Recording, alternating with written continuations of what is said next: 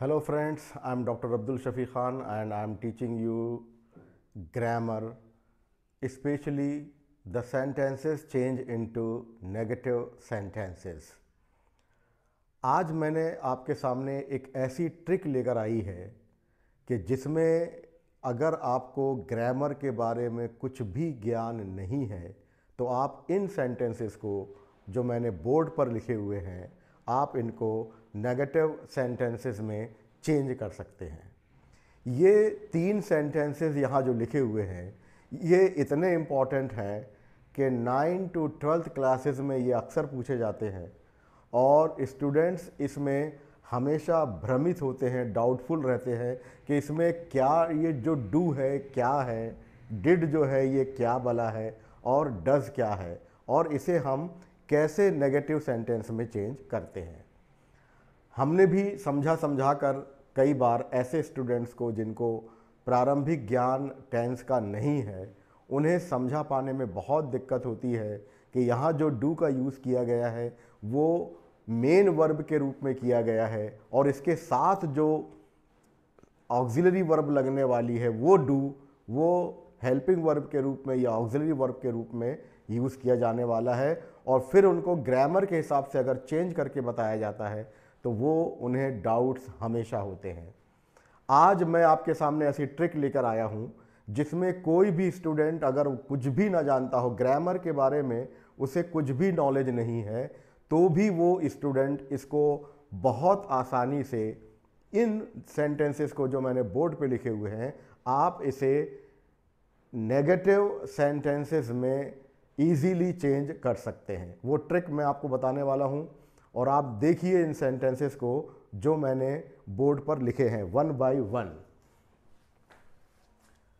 I do my work, ये जो do है ये हमेशा कंफ्यूजिंग फैक्टर है स्टूडेंट्स के लिए कि वो ये डू का क्या करें। इसी तरह से दूसरा सेंटेंस जो मैंने लिया है डिड, इसे भी वो नेगेटिव में चेंज करने में उन्हें दिक्कत महसूस होती है और ये जो है डज के इनको क्या किया जाए।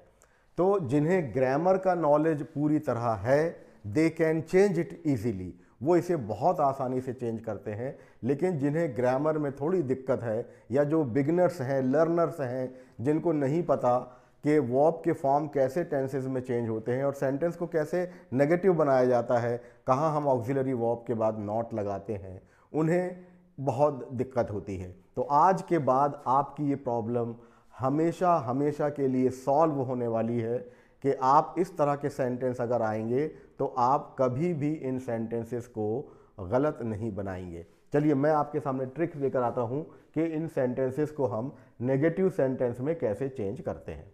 तो सबसे पहले क्या करना है, देखिए यहाँ पर वन बाय वन यहाँ लिखा है आई डू माई वर्क। अब मैं केवल इसके कोई हिंदी का रूपांतरण या इसका कुछ भी नहीं कर रहा हूँ, मैं आपको सीधे सीधा इसको नेगेटिव सेंटेंस में चेंज करना बता रहा हूँ। तो देखिएगा यहाँ पर लिखा हुआ है आई डू माई वर्क। तो ये जो यहाँ पर हमारा डू माई वर्क लिखा हुआ है इसको मैं ज्यों का त्यों यहाँ पर लिख लेता हूँ डू माई वर्क। यहाँ हमें कुछ भी है, जब ये सेंटेंस इस तरफ पर आएगा इस तो हमें यहाँ पर डू माई वर्क नोट कर लिया। अब चाहे आपके डू आए, चाहे डिड आए, चाहे डज आए, इन तीनों में से कुछ भी आता है आपको सिर्फ ये करना है कि डू हर हाल में लिखना है और उसके बाद आपका जो भी ऑब्जेक्ट रहेगा उसको ज्यों का त्यों लिखना है। जैसे मैंने यहाँ डू लिखा और यहाँ मेरे पास लिखा हुआ था ऑब्जेक्ट रूप में माई वर्क, तो मैंने माई वर्क लिख लिया। दूसरे सेंटेंस में देखिए आप लिखा हुआ है आई डिड इट, तो मुझे मतलब है यहाँ से, तो मैं फिर यहाँ पर डू लिखूंगा। देखिए मैंने ये डिड की तरफ ध्यान नहीं दिया, मैंने अपना सिर्फ डू ही लिखा है और इसके बाद क्या आया है ऑब्जेक्ट के रूप में इट, तो मैंने यहाँ पर लिख दिया इट और ये मैंने फुल स्टॉप लगा दिया।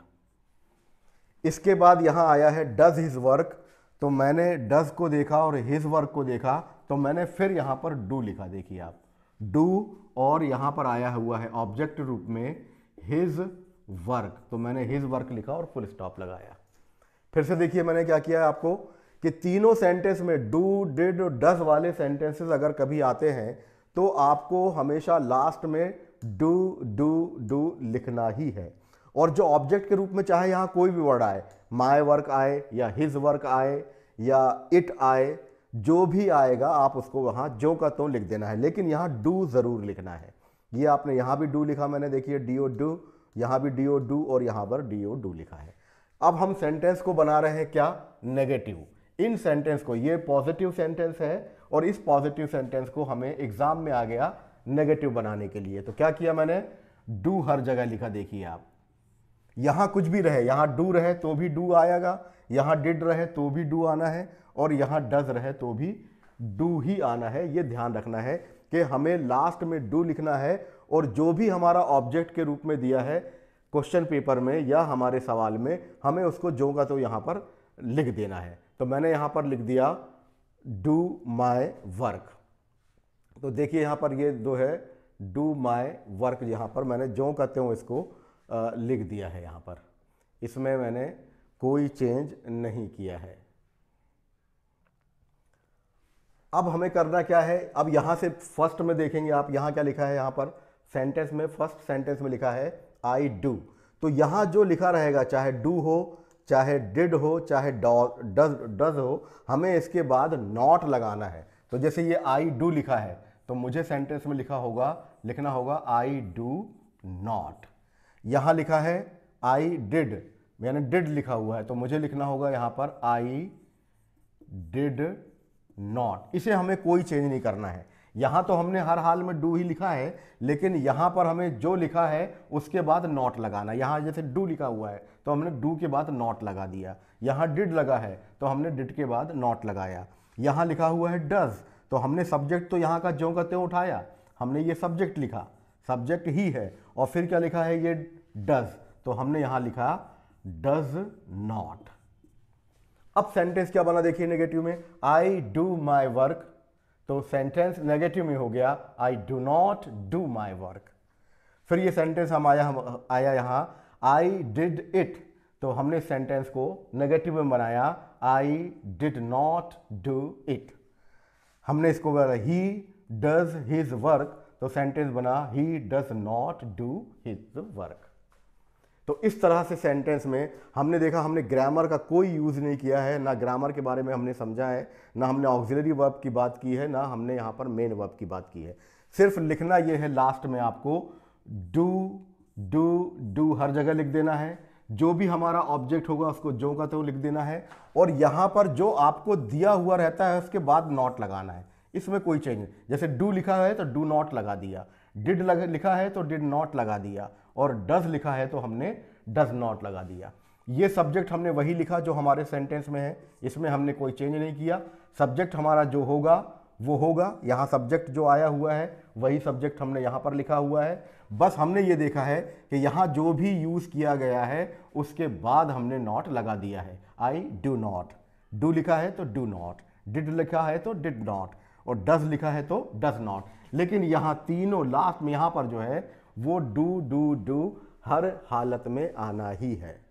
तो श्योर हो कि आपको ये ट्रिक ज़रूर पसंद आई होगी कि हम कैसे इस तरह के सेंटेंस करते हैं, और ये सेंटेंस हमेशा इसी रूप में आते रहते हैं। हाँ, परिवर्तन यहाँ पर वो कई सेंटेंसेस में कर दिए जाते हैं, कभी माय वर्क होता है, कभी हिज वर्क होता है, कभी इट आ जाता है, कभी देयर वर्क आ जाता है। तो मैं इसी सेंटेंस को एक अलग रूप में आपको लिखकर बताता हूं, और फिर मेरे साथ साथ आप रिपीट करिएगा कि सेंटेंस कैसे बनते हैं। एक बार फिर से देख लीजिए मैंने क्या किया, फिर मैं आपको यहां रिपीट कर रहा हूं कि हर हाल में हमें डू यहां ज़रूर लगाना है और उसके बाद ऑब्जेक्ट लिखना है।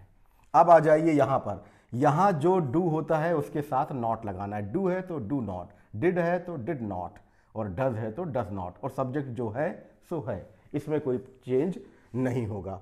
तो डेफिनेटली एक सेंटेंस तो आपका 9, 10, 11, 12 क्लास में आता ही है, और अगर इनमें से ये सेंटेंस आता है तो आप ये ट्रिक फॉलो करके आप हमेशा हमेशा के लिए इस सेंटेंस को अपने लिए आंसर को शीट में राइट मार्क देंगे, और definitely you will good marks, और इसमें आपको डेफिनेटली अच्छे मार्क्स मिलना है, कोई रिड्यूस आपके मार्क्स नहीं होंगे। एक बार फिर से मैं सेंटेंस आपको थोड़ा सा इसको जो चेंज हो सकते हैं हमारे क्वेश्चन पेपर में वो मैं आपको बताता हूं। देखिए मैंने यहाँ 4 सेंटेंसेस लिखे हैं, उसमें आपने देखा कि यहाँ पे डू, डज, डिड और डू का डज का इस्तेमाल किया गया है और सिर्फ चेंज कर दिया है मैंने यहाँ पर सब्जेक्ट को और ऑब्जेक्ट को चेंज किया है, बाकी वर्ब वही है डू, डज और डिड वाली। अब इनको आ गया है आपका क्वेश्चन यहाँ पर चेंज इनटू नेगेटिव सेंटेंसेस, आपको इसको नेगेटिव में चेंज करना है। तो मैंने आपको जो फार्मूला बताया है कि फिर देखिए आप इन चारों सेंटेंसेस में आपको सिर्फ यहाँ पर डू लिख देना है, यहाँ भी डू लिखना है, यहाँ भी डू लिखना है और यहाँ पर भी आपको डू लिख देना है। अब हुआ क्या, डू के बाद क्या आया है, यहाँ देयर वर्क आया है, तो आप यहाँ देयर वर्क लिख देंगे, देयर वर्क लिख दिया आपने। यहाँ पर आया है हर वर्क, तो आप यहाँ लिख देंगे हर वर्क, देखिए। और यहाँ आया हुआ है माय वर्क, तो आप यहाँ लिख देंगे माय वर्क। और यहाँ आया है हिज वर्क, तो आप यहाँ इसको ऐड कर देंगे हिज वर्क। यहाँ तो ऑब्जेक्ट में जो भी वर्ड आए उसे हमें यहाँ पर कोई छेड़छाड़ या कोई चेंज नहीं करना है, जैसा आया था मैंने वैसे ही करके यहाँ देखिएगा ये फुल स्टॉप लगा दिया है, यानी डू डू डू डू, ये चारों जगह मैंने यहाँ पर लिखा है। फिर मैंने अब आपसे पहले ये कहा था कि अब हमें यहाँ देखना है कि यहाँ क्या लिखा हुआ है। ये तो हमने यहाँ पर लिख दिया देयर वर्क और सबके सामने हमने डू लगा दिया, लेकिन जब इस सेंटेंस को हम नेगेटिव में बनाएंगे तो हमें कुछ नहीं करना है, हमें सिर्फ ये करना है कि हमें इस सब्जेक्ट को ज्यों का त्यों लिखना है। ये देखिए मैंने दे का दे ही लिख दिया, और ये जो डू आया है, अगर डू आया है तो मैं डू नॉट लिखूंगा। अब देखिए यहां पर शी आया है, तो मैंने शी का ज्यों का त्यों लिख दिया। शी क्या आया है, डज, तो यहां मैं डज नॉट लिखूंगा, डज नॉट। फिर आगे सेंटेंस में देखिए यहां पर आया सब्जेक्ट आया है हमारा आई, तो मैंने यहां सब्जेक्ट आई हूबहू वही लिखा। और इसमें आया है डिड का यूज किया गया है, तो मैं डिड लिखकर मुझे नॉट लगाना है, ये लगाया मैंने। और इसी तरह से यहां पर नाम आ गया है मोहन, तो मोहन एक पुरुष का नाम है, तो मैंने यहां पर लिखा सब्जेक्ट का मोहन, उसमें कोई चेंज नहीं किया। आया हुआ है यहां पर डज का यूज, तो मुझे यहां लिखना होगा डज के साथ क्या लगाएंगे हम, वही नॉट जैसा हमने किया है डज नॉट। तो इस तरह से ये सेंटेंस हमारा हो गया they do not do their work, she does not do her work, I did not do my work, Mohan does not do my work. तो ये जो सेंटेंस था हमारा, ये था पॉजिटिव सेंटेंस और हमने इसको बनाया नेगेटिव सेंटेंस। ये सेंटेंस वो हैं जो मैंने स्टूडेंट्स के या न्यू बिगिनर्स के एग्जामिनेशन में आने वाले सेंटेंस के किया है, और वे हमेशा इसमें डाउटफुल रहते हैं कि कहाँ हमें डू नॉट लगाना है और उसके बाद डू क्यों आता है। ये तो ग्रामर यहाँ पर कुछ टच नहीं कर रहा है आपको, सिर्फ आपको इसका एक प्रैक्टिस करनी है, बार बार इसको नोट कर लें और बार बार प्रैक्टिस कर लें। और मैं एक बार फिर से आपको रिपीट करवा रहा हूँ, देखिए ये सेंटेंस मेरा पॉजिटिव है, दे डू देयर वर्क। यहाँ पर डू जो है ये वर्ब के रूप में प्रयोग किया गया है, ये सहायक क्रिया से मतलब नहीं है। जिन्हें टेंस का अच्छा नॉलेज है और जिन्हें वर्ब के 5 फॉर्म्स का अच्छा नॉलेज है वो तो इसे यूं ही कर लेते हैं, उनको इस तरह के ट्रिक की ज़रूरत नहीं है। लेकिन वो स्टूडेंट्स जो अभी न्यू लर्नर्स हैं, बिगिनर्स हैं और हमेशा चाहते हैं कि ये उनके सेंटेंस उनके सही आए, ये उनके लिए मैंने आपको एक ट्रिक बताई है। और इसके साथ ही मैं आपको ग्रामर के लिहाज से भी अब बता दे रहा हूं कि ये जो है मेन वर्ब है और यहाँ पर जो ये जो डू नॉट लगा है ये सहायक क्रिया के साथ नॉट लगा है और वापस यहाँ पर मेन वर्ब डू का यूज किया गया है।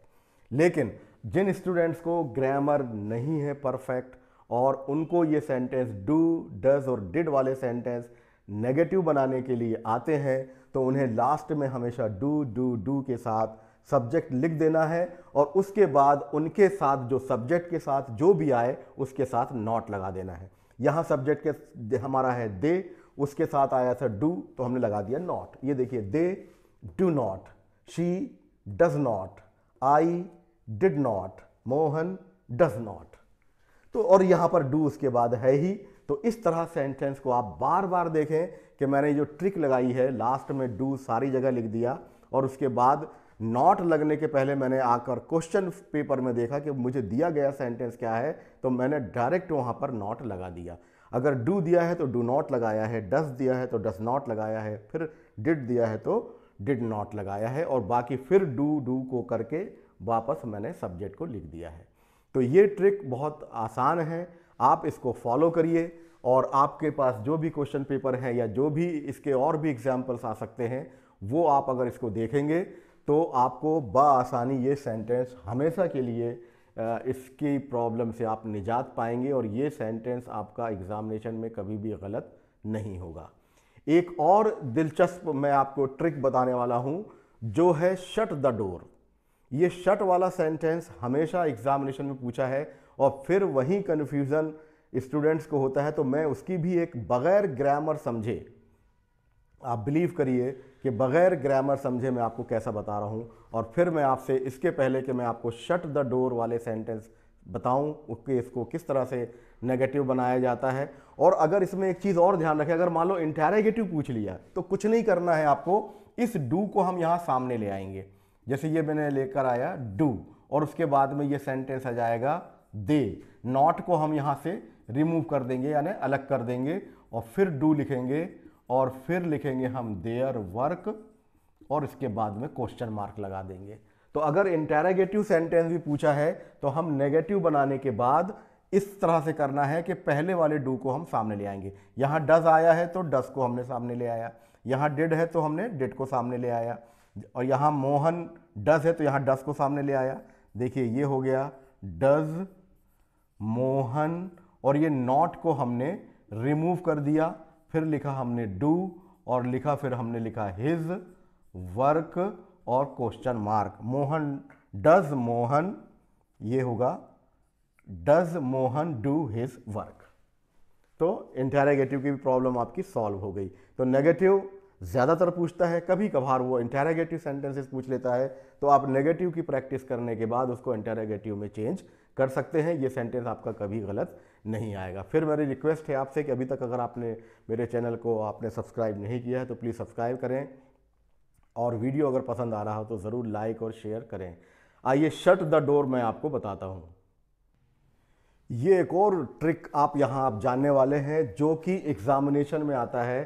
फिर मैं यहाँ रिपीट करूँ कि वो जो बिगनर्स जो जानना चाहते हैं वो प्लस जो 9th 10th और 11th और 12th के स्टूडेंट हैं उन्हें ये सेंटेंस अक्सर फेस करना पड़ता है, और वो सेंटेंस है शी शट द डोर और शी शट्स द डोर। फ़र्क ये है इसमें, यहाँ पर एस लगा हुआ है और यहाँ नहीं लगा हुआ है। तो जहाँ पर एस नहीं लगा हुआ है वास्तव में वो वर्ब का सेकंड फॉर्म है, क्योंकि अमेजिंगली ये वो वर्ब है शट यानी बंद करना, इसके तीनों फॉर्म सेम होते हैं, यानी प्रेजेंट टेंस, पास्ट टेंस और पास्ट पार्टिसिपल फॉर्म तीनों इसके सेम होते हैं, एक जैसे होते हैं। शट यानी बंद करना, शट यानी बंद किया और शट यानी बंद कर चुका।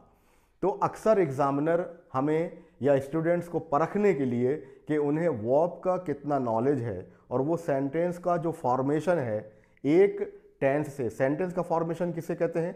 सेंटेंस का फॉर्मेशन मतलब होता है कि एक टेंस से दूसरे सेंटेंस में चेंज करना, ये सेंटेंस का फॉर्मेशन कहलाता है। और हर एग्जामिनेशन में चाहे वो किसी भी स्टैंडर्ड का हो, हाई स्कूल का हो या हायर सेकेंडरी क्लासेस का हो, उसमें ये एक या दो सेंटेंसेस, तीन सेंटेंसेस ऐसे ज़रूर होते हैं जो ट्रांसफॉर्मेशन के आते हैं, यानी एक टेंस को आपको दूसरी टेंस में चेंज करना है।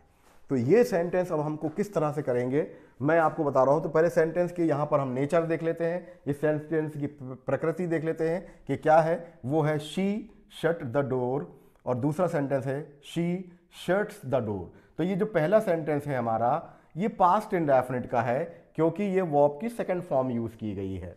दूसरा सेंटेंस जिसमें एस यूज किया गया है ये प्रेजेंट इंडेफिनिट टेंस का सेंटेंस है, क्योंकि हमने पता किया इसमें कि ये वर्ब का ये फर्स्ट फॉर्म है, ये सेकंड फॉर्म है।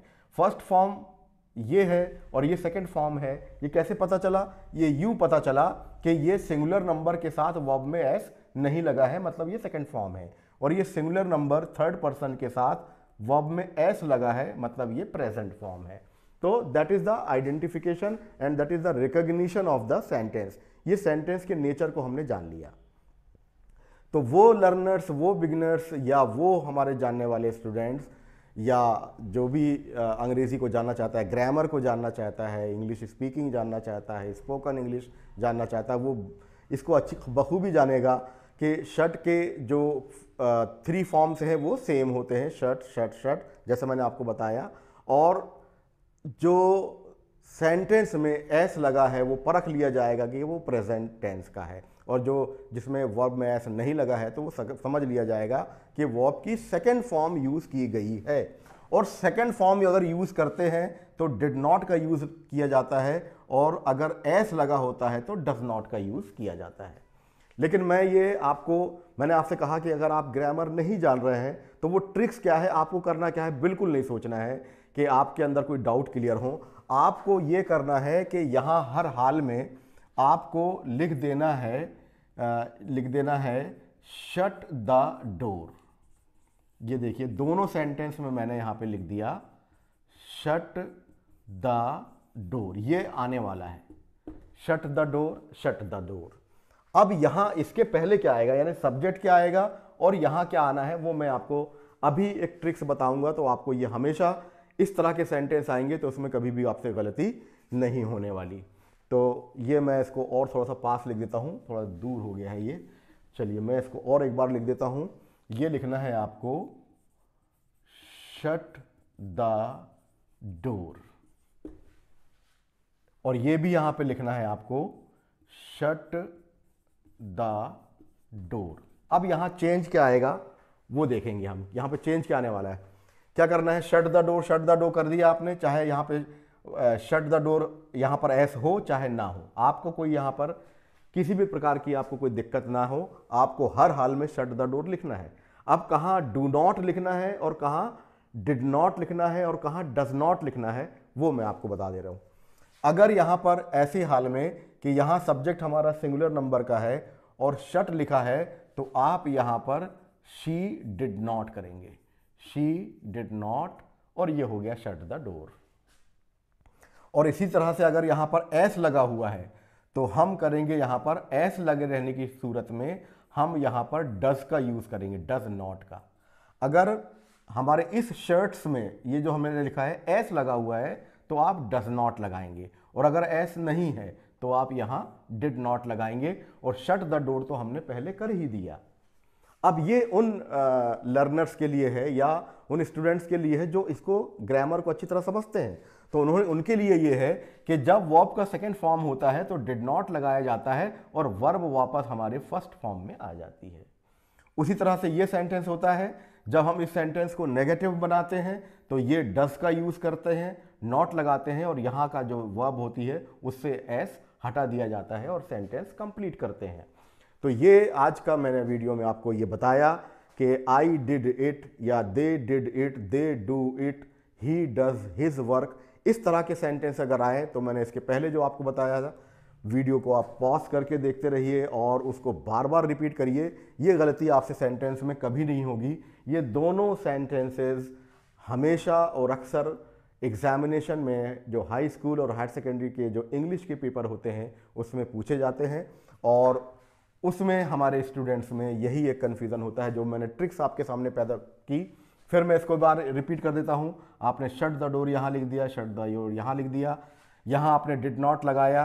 क्यों लगाया यहाँ पर आपने, तो क्योंकि यहाँ पर एस नहीं लगा था तो आपने डिड नॉट लगाया, और यहाँ पर एस था तो यहाँ डज नॉट लगाया। सब्जेक्ट जो भी हो वो हमको जो का त्यों लिखना है। तो उम्मीद है कि आपको आज के इस जो ट्रिकी सेंटेंसेस थे जिसमें हमें ग्रामर का कोई भी नॉलेज अगर नहीं है, तो मैंने ग्रामर का कुछ भी यहाँ कोई पार्ट यूज़ नहीं किया है, सिर्फ मैंने ट्रिक बताई है कि किस तरह से इस सेंटेंस को नेगेटिव बनाया जाता है। आपसे गुजारिश है कि अभी भी अगर आपने मेरा चैनल सब्सक्राइब नहीं किया है तो प्लीज़ सब्सक्राइब करें, पसंद आया है तो लाइक करें और बेल आइकॉन दबा दें ताकि आपको नेक्स्ट वीडियोस की जो आइडेंटिफिकेशन है वो आपको नोटिफिकेशन मिलता रहे। और शेयर करिए और ज़्यादा से ज़्यादा तो लोगों तक मेरा वीडियो पहुंचाने के लिए करिए कि ताकि ज़्यादा से ज़्यादा लोग इसका फ़ायदा उठाएं। You are watching my video, thank you very much.